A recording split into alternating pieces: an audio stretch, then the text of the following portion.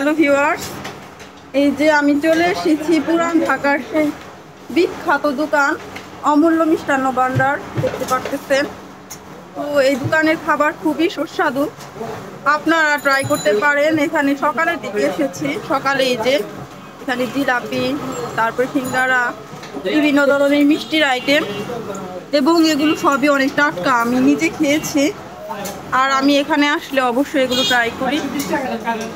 দেখতে পাচ্ছেন সবই টাটকা মিষ্টি এগুলো।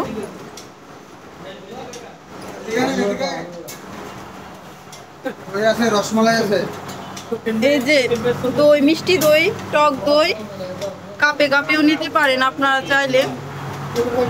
রসমালাই আছে, এবং ওনাদের দোকানের বিশেষত্ব হলো ওনাদের দোকানের সব জিনিসই অনেক টাটকা, যখন তখন বানানো হচ্ছে রুটি, এবং ওনাদের ডাল ভাজিটা অনেক টেস্টি হয়। ডাল সবজি। দাদা আপনি কিছু বলেন এখন, আপনাদের এইদিকে তাকান, আপনাদের দোকানটা কত সালে প্রতিষ্ঠিত হয়েছে? 75 সালে। কেমন বিক্রি হয়? বিক্রি মোটামুটি হয় না, রোজার মাস তো একটু মোটামুটি কম আছে।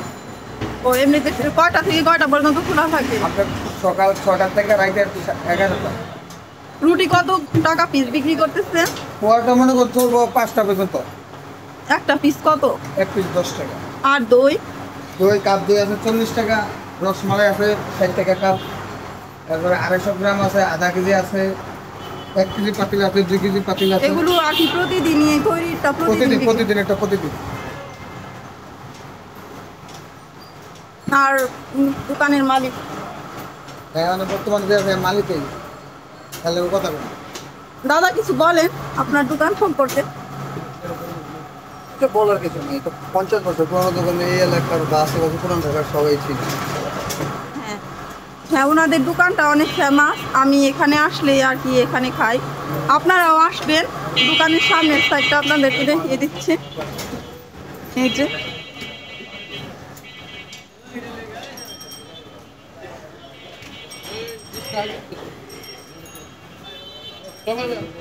তো এই হলো দোকানের ফ্রন্ট সাইড, আপনারা দেখে নিলেন। তো একবার হলেও এখানে ট্রাই করে নেবেন দই, মিষ্টি, পরোটা। তো সবাই ভালো থাকবেন, শুভকামনা সবার জন্য।